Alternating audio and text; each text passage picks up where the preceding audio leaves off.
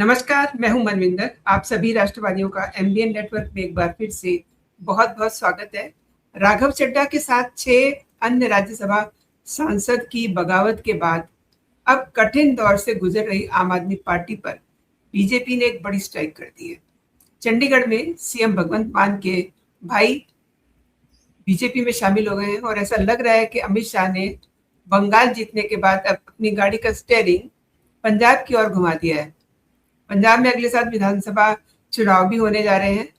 इतनी जल्दी जल्दी सब कुछ हो रहा है ना। उधर ममता बनर्जी का हर दूसरा एमएलए जो है बीजेपी ज्वाइन करने के लिए बेताब है और इधर पंजाब में इसकी शुरुआत हो चुकी है। तो इसे समझते हैं। मेरे साथ जुड़ चुके हैं शिकागो से डॉक्टर मुनीश राज यादव जी। डॉक्टर साहब नमस्कार, बहुत बहुत स्वागत है। नमस्कार डॉक्टर साहब, ये क्या सुन रहे हैं? भगवंत मान की तो पूरी फैमिली बीजेपी में आ रही है, उनके भाई ने बीजेपी ज्वाइन कर ली है। ऑलरेडी राघव चड्ढा ने जो एक डेंट दिया है उससे भी ये उभर नहीं पाए हैं और ये केस हो गया है, बड़ी स्ट्राइक कर दी है बीजेपी ने। कैसे डिफाइन करते हैं? आम आदमी पार्टी ने अपने बुनियादी सिद्धांतों से खिलवाड़ करना जब शुरू किया, जब भी आप आइडियोलॉजिकल डिबेसमेंट करेंगे, उसके बाद कौन कहाँ जाएगा, किस पार्टी का ज्वाइन करेगा, किसके साथ मिलकर क्या करेगा, ये बातें बेमानी हो जाती हैं। भारतीय इतिहास में अन्ना आंदोलन के बाद एक नई पार्टी का उद्गम, एक नई पार्टी का बनना और इतनी बड़ी मेजॉरिटी के साथ उनको मैंडेट मिलना, ये अद्भुत घटना थी। लेकिन क्योंकि इनके मन सच्चे नहीं थे, ये अंदर से खोटे थे, इनको पैसों की हवस और लालसा बढ़ गई इनकी, तो इन्होंने सारे सिद्धांतों के साथ, जो एक पॉलिटिकल पार्टी या कोई पॉलिटिशियन जो अगले 20-25 सालों में खिलवाड़ करता है, इन्होंने वो पूरी साइकिल आपको 12 सालों में करके दिखा दी। यानी कि कर्मा वापस आपको हिट करेगा, क्योंकि पहले लोगों की भावनाओं के साथ खिलवाड़ किया। इन्होंने कहा कि हम तो चंदा की पारदर्शिता दिखाएंगे, हम आंतरिक अंकुश रखेंगे अपने आप पे, हम वॉलंटियर्स के, ये पार्टी के सदस्यों के माध्यम से टिकटों का चयन करेंगे कि पार्टी की टिकट किसको मिलेगी चुनाव लड़ने के लिए। अब हुआ क्या कि ये सब बातें बताई गई, लोगों की निगाह में लगा कि हाँ, ये तो बड़े सिद्धांतवादी लोग हैं, जोशीले लोग हैं, रेवोल्यूशनरी हैं, भगत सिंह का नाम लिया जाता था, ठीक है, तो सब देशभक्तों के नाम इन्होंने तब लिए, cutting across the ideology of political party. तो सबको इन्होंने अपनाया और सब पॉलिटिशियंस को ये दिखाया कि गंदे लोग हैं, भ्रष्ट लोग हैं, हम व्यवस्था परिवर्तन लेके आएंगे। लेकिन आने के बाद सबसे पहले क्या काम किया इन्होंने? पहले ये काम किया कि इन्होंने जितेंद्र तोमर जो लॉ मिनिस्टर बने दिल्ली में, ये पहला झटका था with in a few days. मतलब ये शो करता है कि किस लेवल तक इनके मन में खोट था। बातें तो मैंने जो बताया कि वो की गई, नीली शर्ट पहन के चप्पलों में घूमना, लेकिन मुख्यमंत्री बनते केजरीवाल ने क्या किया। और मैं तब दिल्ली के मिनी सचिवालय में तब मैं था, हेल्थ मिनिस्टर सत्येंद्र जैन के साथ as a advisor pro bono काम किया मैंने। तो तब इन्होंने क्या किया, जितेंद्र तोमर की फर्जी डिग्री को बोला कि नहीं, मैंने वो देख लिया, ये फर्जी डिग्री है ही नहीं, ये सब ठीक है। केजरीवाल से कोई ये पूछे कि आप कौन है ये सत्यापित करने वाले, who are you to announce this? जबकि पॉलिटिकल मर्यादा, पॉलिटिकल नैतिकता ये डिमांड करती है कि आपको ये कहना चाहिए था कि जितेंद्र तोमर की डिग्री यदि गलत है तो he will be resigning right away as a law minister and let the justice take its own course, and उसके बाद देखेंगे। लेकिन ये उस वक्त ऐसे जैसे पहलवान कूदते ना अखाड़े में, हाँ मैंने देख ली डिग्री, अबे भाई तू कौन है देखने वाला। उसके बाद इन्होंने पार्टी के राज्यसभा की सीटें बेचनी शुरू कर दी। सुशील गुप्ता पहले इनके कैंडिडेट थे जो राज्यसभा में जिन्होंने प्रवेश किया, एक धनपति को इन्होंने प्रवेश दिलवाया। बातें की गई थी व्यवस्था परिवर्तन की, लेकिन पैसों की खनक, जैसे सिक्कों की खनक इनको लगी तो ये भटक गए वहीं पे। This is just the beginning. मैं इसके अलावा दुनिया भर के इनके एग्जाम्पल्स हैं। राज्यसभा के जो आपने हवाला दिया अभी, ये सब लोग तो ऐसे टिकटें खरीद के आए हुए थे, तो ये तो उनके साथ क्यों चिपकेंगे? जिन्होंने नैतिकता के आधार पे देश बदलने की बातें की थी वो सब तो इन्होंने हटा दिया, या हटा देने का उनका रास्ता, हट जाने का रास्ता उन्होंने वो कर दिया। जब आप सिद्धांतों से भटकेंगे तो लोग आपको छोड़ देंगे। तो अब भगवंत मान, जो कि इस वक्त काइंड ऑफ नॉमिनल सीएम है वो। पंजाब के सीएम भगवंत मान है ही नहीं वो टेक्निकली, वो तो चुने हुए सीएम है, जिसको आप बोलेंगे de facto, sorry D jure चुने हुए कानूनी धर्म। लेकिन डी फैक्टो सीएम कौन है? अरविंद केजरीवाल। और उसका भी गुर्गा, केजरीवाल का गुर्गा विभव कुमार, वो चला रहा है। पंजाब गवर्नमेंट इस वक्त ऐसे लोगों की एक वो बना हुआ है, मंडली बनी हुई है, जो पैसा वसूली में लगे हुए हैं, जो टिकटें बेच रहे हैं, एंड करप्शन की उन्होंने हदें पार की हैं, लेकिन फेस सेविंग के लिए दिखाया जाता है ये। तो ये जो भगवंत मान का के भाई हैं जो ज्ञान सिंह, जिन्होंने बीजेपी ज्वाइन की है, कोई आश्चर्य की बात नहीं है। अभी तो पूरी आम आदमी पार्टी पंजाब गवर्नमेंट, पंजाब के जो चुने हुए 117 एमएलए में से 93 एमएलए हैं, मनविंदर जी अभी देखिएगा कि ये सब लोग तो बीजेपी में या दूसरी पार्टी में जाएंगे। अभी चुनाव तैयार है, हाँ जाने के लिए तैयार है। जाने वो पहली बात तो किसी आइडियोलॉजी पे आए नहीं थे, जब टिकटे आपने, अब वो एमएलए बन गए, उनको ना तो कोई सहानुभूति है इनसे, ना इनके कार्यकलाप ऐसे हुए कि जिसपे उनको लगे कि चलो हम देशभक्ति के, मतलब you know they have not set an example. जब राजा ही ऊपर से भ्रष्ट है तो उसके जो नीचे बैठे दरबारी, वो किस बात के लिए इनके साथ टिकेंगे या रुकेंगे? कोई देश बदलने की किसी को चिंता तो है नहीं। तो ये सब खेल हो रहा है, उस खेल में ये लोग भी जाएंगे। अभी ये सब लोग एमएलए, 50 से ज्यादा MLA, they are desperate to join other political party and most likely BJP, क्योंकि चुनाव 6-8 महीने बाद होने हैं एंड सबको अपनी चिंता है कि अपनी सीट कैसे बचाई जाए। They want to be re elected as a MLA. उनकी कोई गलती नहीं है कि वो री इलेक्ट न होना चाहें।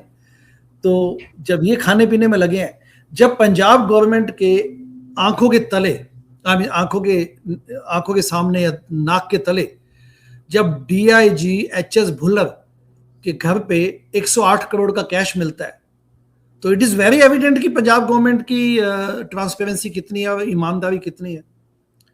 सो they all eager to now switch over to another political party. And Bhagwant Mann खुद भी, मैं तो ये कहता हूं कि वो बीजेपी ही ज्वाइन करने वाले हैं। भगवंत मान वो किस लिए बैठेंगे केजरीवाल के साथ? केजरीवाल ने तो उनका गला दबाया हुआ है, उनकी गर्दन पे बैठे हुए हैं पिछले 2 सालों से। जी, थोड़ी सी बात में सच्चाई लग रही है, क्योंकि उनका भाई अगर चला गया है तो वो भी चले जाएंगे। एंड डॉक्टर साहब देखिए कितने बौखलाए हुए हैं अरविंद केजरीवाल। देश की शांति इन्हें रास नहीं आ रही है। अब नीट को लेकर के जेनजी को बरगला रहे हैं, उन्हें मतलब एग्जाम्पल दे रहे हैं कि नेपाल में और फला जगह पे जेनजी ने सरकार बदल दी, ये कर दिया, वो कर दिया। अब ये जो है अपने देश के जो युवा हैं उनको सड़कों पे ला रहे हैं। ये मतलब चाहते क्या है? एक तो उधर जो ये कर रहे हैं पंजाब में खालिस्तानियों के साथ मिल करके, और दूसरा ये अपने युवा को भटका रहे हैं।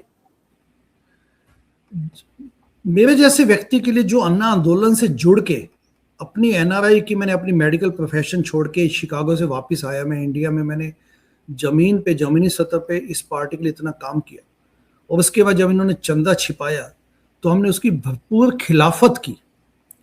जब मैं केजरीवाल की अभी भी 2026 में जब देखता हूं कि वो अभी भी अपने आप को तर्क संगत बनाने की कोशिश करता है, तो मन व्यथित हो जाता है। इस व्यक्ति ने, Arvind Kejriwal, is a culprit, और मैं ये ऐसे शब्द नहीं उछालने के लिए उछाला है, is a culprit in Indian politics. इसने एक आंदोलन की आड़ में अपनी सत्ता जमाई, एंड जो आइडियोलॉजिकल बेसिस पे जो बातें की गई उन सब के साथ एक साथ खिलवाड़ किया, एंड पॉलिटिकल पार्टी को एस्टेब्लिश कर लिया 12 सालों में, क्योंकि इसने पैसों का खेल खेला।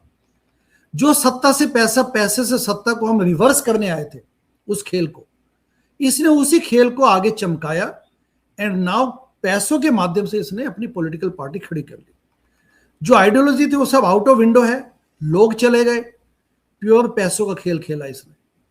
एंड उसके बाद जो अराजकता इसने पिछले 12 सालों में दिखाई, फेक सर्वे करना, अराजकता फैलाना, एज ए सिटिंग सीएम जिम्मेदारी लेने की बजाय आप रेल मंत्रालय दिल्ली में बाहर उस चौक पे आप धरने पे बैठ के एज ए सीएम, ये शो करता है कि गवर्नेंस आप आप सिर झुका के गवर्नेंस को समझने की बजाय आप सिर्फ उत्पात मचाना चाहते हैं।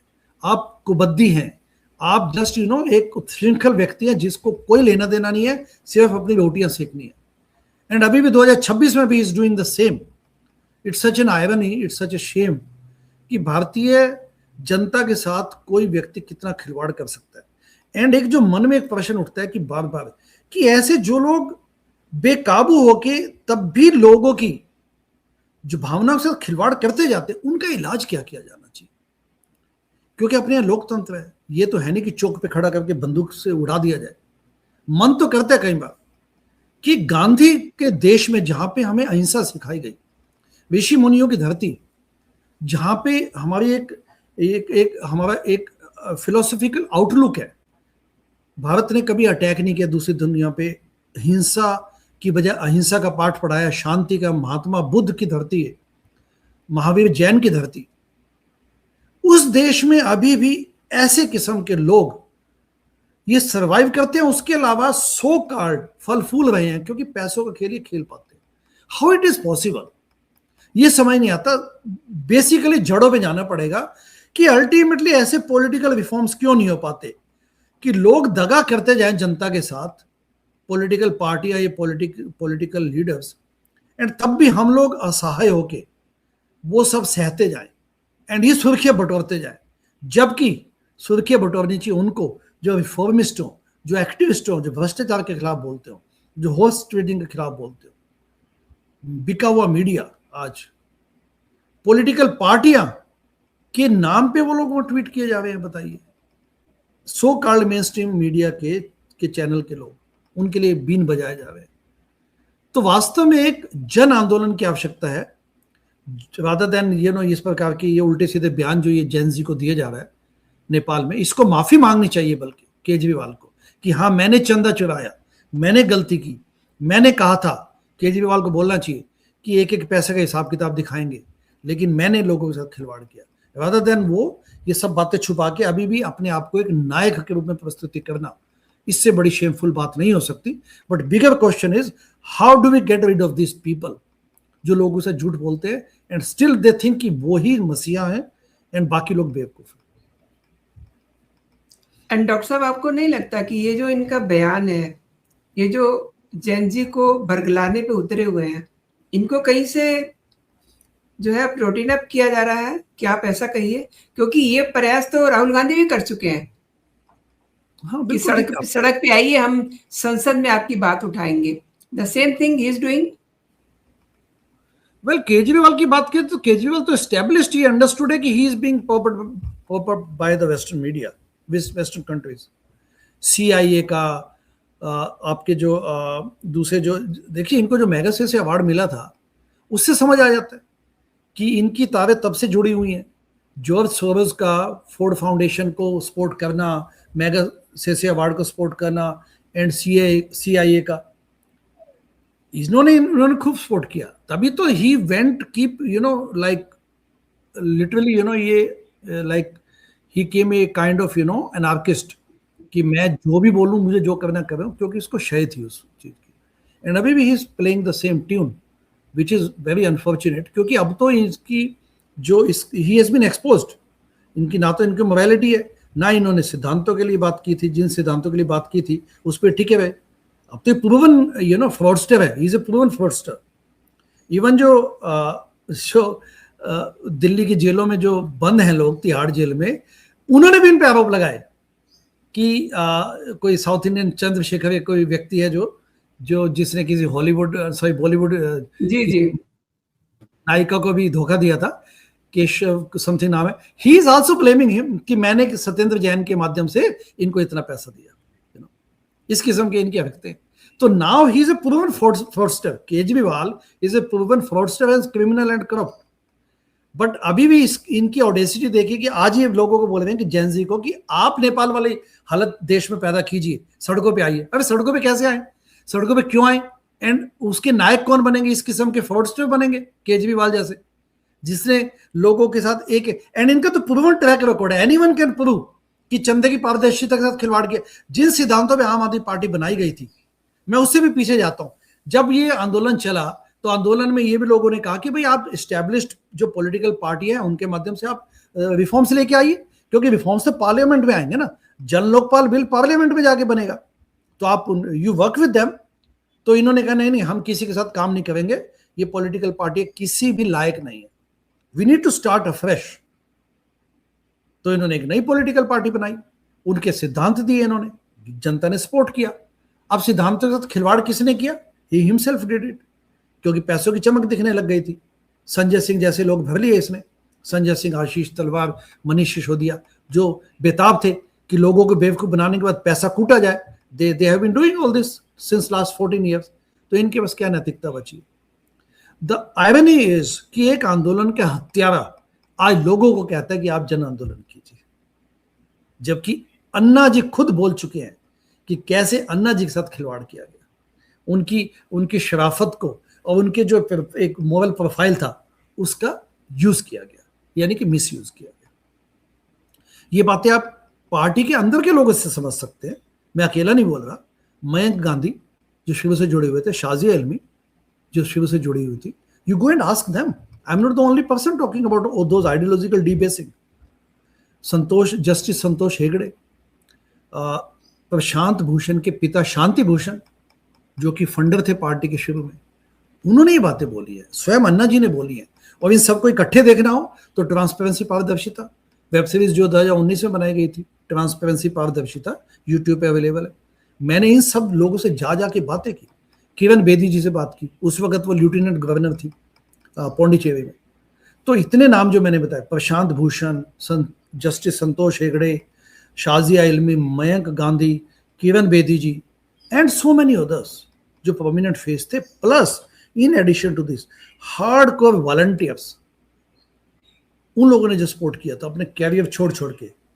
चलिए मुझे तो आप साइड पे रख दीजिए, कोई दिक्कत नहीं है, इन लोगों की बातें सुनिए, इन लोगों की व्यथा सुनिए। So as if you go into the fundamental principles की किस बेसिस पे पार्टी बनी थी, तब आपको समझ आएगा कि कितना बड़ा एक खिलवाड़ किया गया। And on top of that, अभी इस वक्त अगर केजरीवाल ये बोलते हैं तो कहीं ना कोई सिस्टम निकालना पड़ेगा मनविंदर जी, कि ऐसे लोगों को, फ्रॉडस्टर्स को कैसे कंटेन किया जाए। नॉर्मली डॉक्टर साहब होता ही है कि जनता खुद ही इलाज कर देती है। अब देखिए कोई भी इतना नासमझ नहीं है, सोशल मीडिया का ये ज़माना है, सबको सब कुछ पता है। एंड केजरीवाल, इनका तो सबको पता है कि कैसे इन्होंने पहले एक अपना शीश महल बनाया, उसके बाद जो दूसरा स्पेस मिला उसको भी इन्होंने शीश महल बना दिया। एंड पंजाब में तो पता नहीं इनके कितने शीश महल बने हुए हैं। लेकिन पंजाब की ही बात मैं फिर से करती हूँ, आए दिन वहाँ देखिए ब्लास्ट हो रहे हैं, राइट? हमने लास्ट टाइम बात भी की थी, लेकिन अगेन बताया जा रहा है कि धमकी आ रही है सीएम के लिए और बीजेपी के कार्यालयों को उड़ाने के लिए, यानी कि सीएम भगवंत मान और सुनील जाखड़ को, उनका जो ऑफिस है, उड़ाने के लिए बात की जा रही है। आपको इसमें कुछ झोल नहीं दिखाई दे रहा? झोल नहीं, महाझोल बोलिएगा महाझोल है ये इनकी फेकनेस की एक्सट्रीम अनदर लेवल है इनका। जब दिल्ली में, वैसे देखिए, एक आइडियोलॉजिकल पार्टी बनी, भ्रष्टाचार मुक्त भारत बनाने की बातें की गई, निकलो बाहर मकानों से, जंग लड़ो बेईमानों से, ठीक है, तो ये बातें हो गई है, पीर पर्वत सी पिघलनी चाहिए। इन सब नोटंकी के पीछे के बीच में जब पूरा देश उद्वेलित किया गया, इसके बैकग्राउंड में क्या चल रहा था? I am taking you back to 2012, 2012-13 की बात कर रहा हूँ। तब ये फेक सर्वे करवाते थे। इनका जो कौशाम्बी में मुख्यालय था, बाद में कनाट प्लेस में एक सरदार हरजीत सिंह ने उनको दिया ₹1 पर मंथ। कितना पावन काम किया उन्होंने उस वक्त कि ₹1 के नाम पे पूरी कोठी दे दी कनाट प्लेस में कि लो भैया यहाँ पे आके तुम देश की क्रांति लेके आओ मुख्यालय बनाने के लिए। तब ये करते क्या थे अंदर, इनके अंदर की कहानियां सुनेंगे तो ये अंदर बैठ के फेक सर्वे बनाते थे कि शीला दीक्षित को कैसे बदनाम किया जाए। तो फेक सर्वे इनकी परिपाटी है, और उसके ऊपर चेहरा किसका दिखाया जाता था? योगेंद्र यादव जी का। लेकिन अब योगेंद्र यादव जी से पूछिएगा, वो भी बोलेंगे कि हाँ फेक सर्वे थे, just to make it authentic. तो फेक सर्वे करवाते थे, फेक एलिगेशंस लगाना, जेब में से पर्चियां निकाल के, अच्छा नितिन गडकरी भ्रष्ट है, यस, सुशील शिंदे भ्रष्ट है, यस, ऐसे कुछ लोग हाथ उठा देते थे, तो इनका ये जो पब्लिक कोर्ट ट्रायल चलते थे इनके, लोग भी खुश होते थे क्योंकि भ्रष्टाचार उस वक्त चरम सीमा पे था, लोग भी दे वर वेंटिंग आउट। बट फेक सर्वे करवाने जिनकी शो करते हैं कि इनकी वास्तव में अंदर की सच्चाई क्या थी। तो अभी भी ये फेक ईमेल अपने आप को भिजवा दी खुद को। पहले बीजेपी पे इल्जाम लगा देते थे कि बीजेपी हमारे एमएलए को 20-20 करोड़ में खरीदने में जुटी हुई है। तो fake survey, fake allegations and now fake threats. अभी इनकी खुद की कारस्तानी है, क्योंकि इलेक्शन सिर पे हैं, अभी उन्माद पैदा करना चाहते हैं पंजाब में। They know that they can not come back now. तो अब ये फेक उन्माद पैदा करेंगे, फेक टेरर, फेक भय पैदा करना कि हाँ हमें धमकाया जा रहा है, ताकि लोगों को लोग सोचेंगे हाँ भाई ये तो मसीहा लोग हैं, तो इनको तो बचाना चाहिए।